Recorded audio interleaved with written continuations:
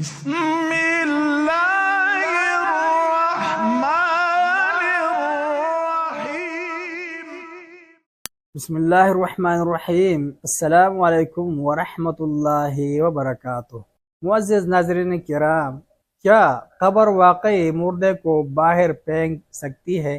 یہ کوئی کہانی نہیں، ایک حقیقت ہے جو لوگوں نے اپنی آنکھوں سے دیکھی۔ عذاب قبر کے چند عبرت آموز واقعات۔ عذاب قبر کے بعض واقعات گاہے بگاہے اخبارات اور جرائد و محلات میں شائع ہوتے رہتے ہیں۔ عذاب قبر کے بعض واقعات گاہے بگاہے اخبارات اور جرائد و محلات میں شائع ہوتے رہتے ہیں یا سننے میں آتے رہتے ہیں۔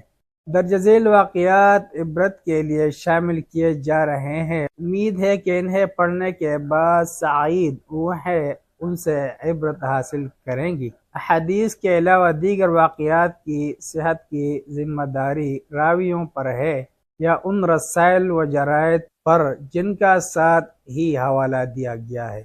عہد نبوی صلی اللہ علیہ وسلم کا واقعہ۔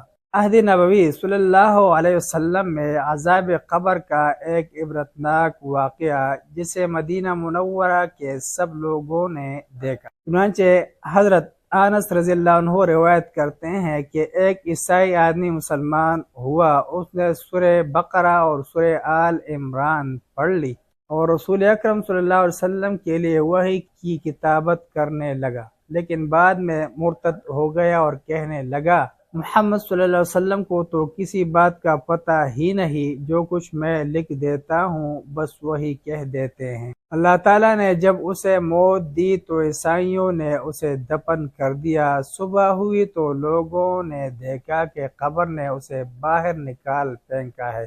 عیسائیوں نے کہا، یہ محمد صلی اللہ علیہ وسلم اور ان کے ساتھیوں کا کام ہے، کیونکہ وہ ان کے دین سے بھاگ کر آیا ہے، لہٰذا انہوں نے اس کی قبر کھود کر لاش باہر پھینکی ہے۔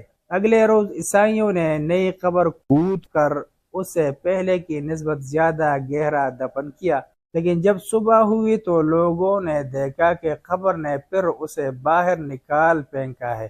عیسائیوں نے پھر الزام لگایا کہ یہ محمد صلی اللہ علیہ وسلم اور ان کے اصحاب کا کام ہے، چونکہ وہ ان کے دین سے بھاگ کر آیا ہے، لہٰذا انہوں نے اس کی قبر کھود کر لاش باہر نکال پھینکی ہے۔